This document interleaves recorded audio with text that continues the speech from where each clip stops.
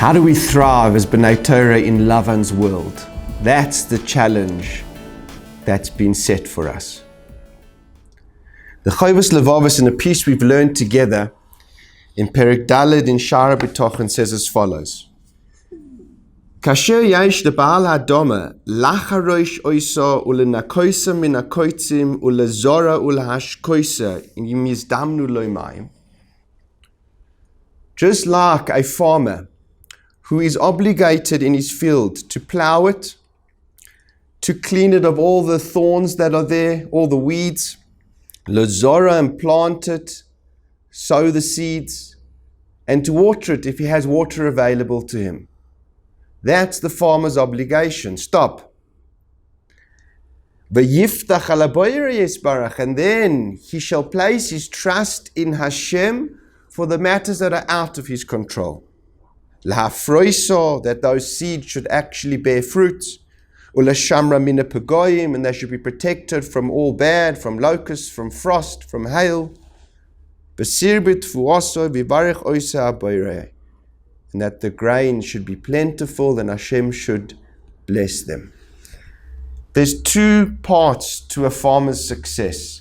They're the elements that are in his control, which he's obligated to put in effort and do it. The ishtadlus element. And then there's another component to his farm succeeding, which are totally out of his control. Those he has to place his trust in Hashem that they will succeed. In our businesses, we have another component as well. We have the macroeconomic components which are out of our control, similar to a farmer. What will the economy be like? What will happen with our foreign exchange? What will happen in the industry that we're functioning in? Will there be a worldwide pandemic? Will industries collapse? Things which are totally out of our control. We also have those, like a farmer. But we have another component. We have difficult people. We have people who stand in the way of us succeeding financially. It may be difficult employees who create chaos, who end up going and competing with you and using all the trade secrets that you learned to go and start up a competitor. It may be a difficult boss or manager who doesn't see your worth, who doesn't want to promote you, doesn't want to give you a raise, who uses his discretion to give you no bonus. It may be a competitor who's trying to take market share out of your business. It may be a client who will or will not decide to use you, or may leave you to go and work for a competitor. Human will, which stands in the way of your success, which you also have no control over. And if we take the principle that we've learned from the Chovos Levavos, that which is in your hands, you have to do whatever you can. That's your obligation of ishtadlus. But the parts which are out of your hands, which for us in business is the macroeconomic parts, and the human element which stands in our way, for those we have to place our trust in Hashem. And it's that I want to explore today. Because the Chovos Levavos says that when you place trust in anyone, in order for it to be valid, in order for it to be real trust, and of course the ultimate is trust in Hashem, he says it has to have a certain quality to it. Not the make-believe trust that we have. We say, look, I'll take care of what I can, and the rest, I trust in Hashem. He'll take care of it. He'll look after me. Who says he'll look after you? Why? Where is that trust founded on? That's the type of trust that we have. It's like, he loves me. He'll look after me. I'm his child. He cares for me. Everything will go well for me. Didn't see that anywhere in the Torah. The Chovos Levavos says there's a principle for trust. And it goes as follows. He says as follows. Aval ha'ika asher ba'vuru yiyah bitochen min ha'botach ve'im yipoked lo yimatzeh bitochen. The primary thing, that if it exists, there will be trust. And if it doesn't exist, trust cannot exist. It's as follows. Who?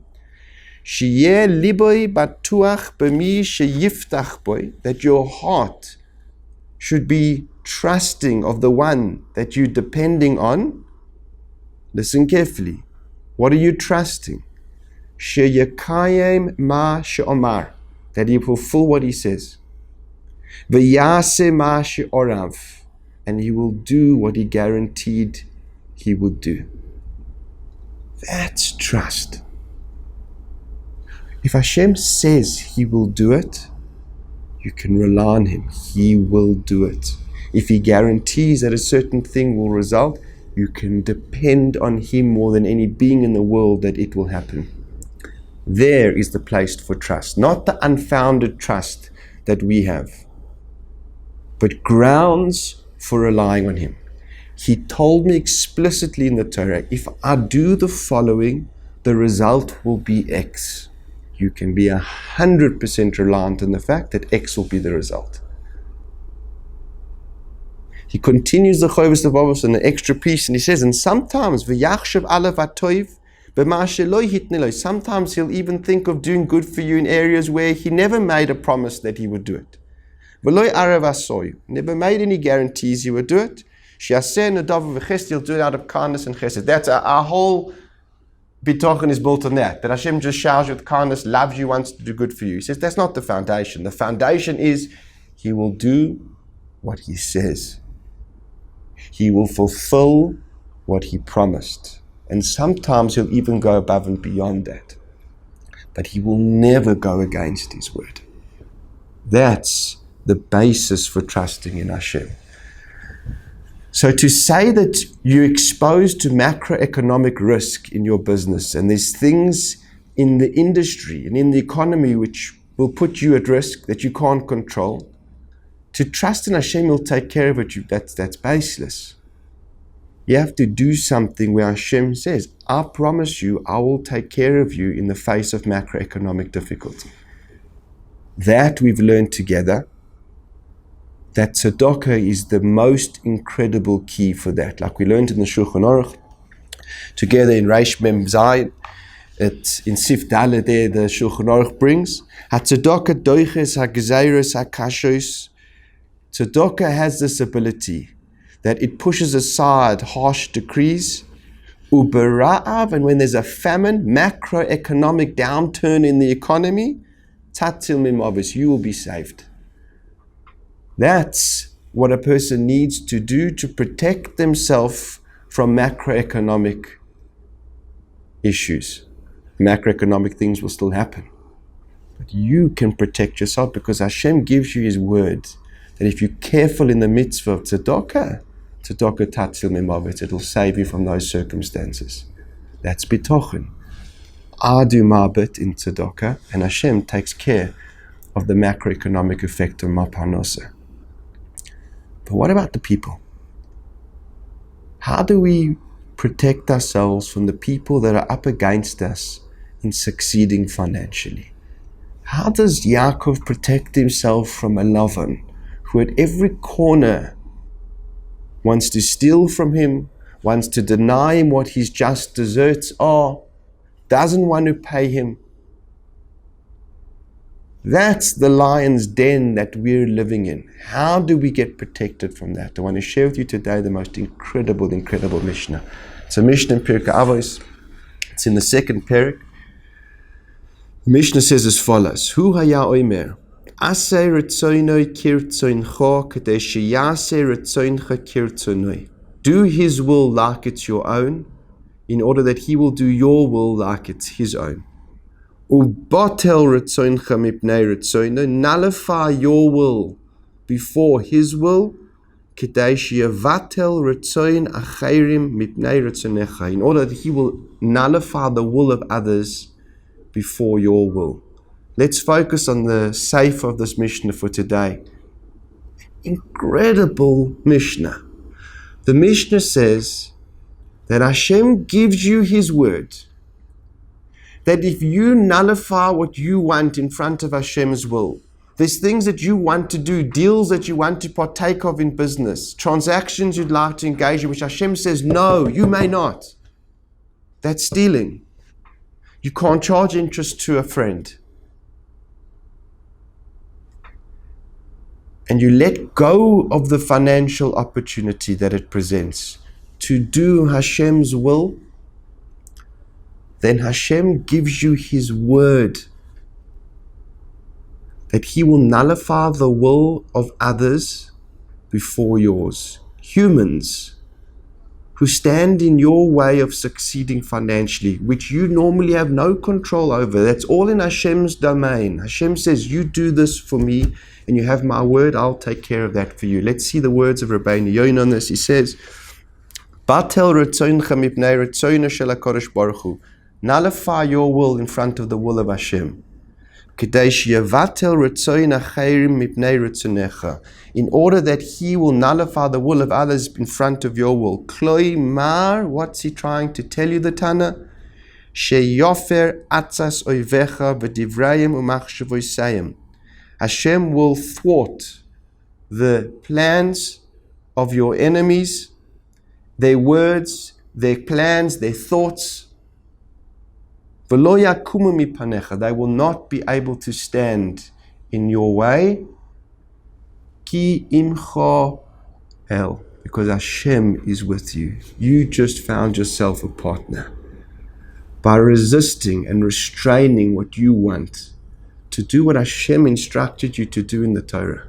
You put His will first. He will make sure that He puts your will first.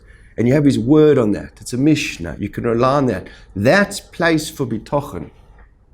It comes out an incredible thing. It means restraining from aveiros has a tremendous impact on our financial success, especially when we're operating in Lavan's world,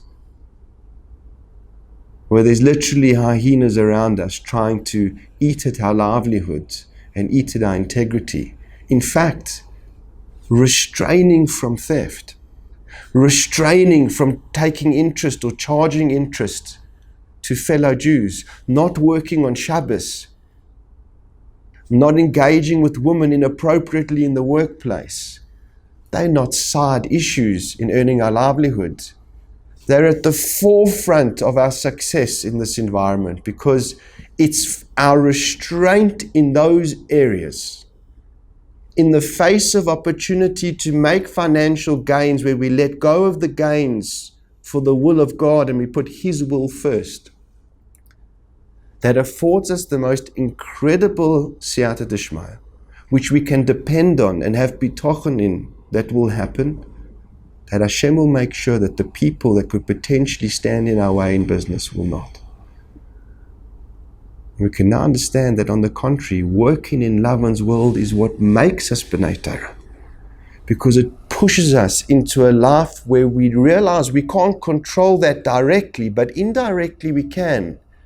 Indirectly we can have the greatest effect on the people around us by being careful to keep Hashem's Torah, staying away, restraining from aveiros, so that imcha el, Hashem becomes your partner. He's with you, and ensuring all the people that could possibly stand in your way will fall before you. And if you're careful with tzedakah too, the macroeconomic industry matters won't affect you either. And you have a real place to trust in Hashem in the workplace. Trust is not free. It's not because He loves you. It's because I'm doing what you asked me to do, Hashem. And you gave me your word that if I do these things, you will follow through. And I trust you that you will. That's the recipe for succeeding as a Ben Torah in Lavan's world.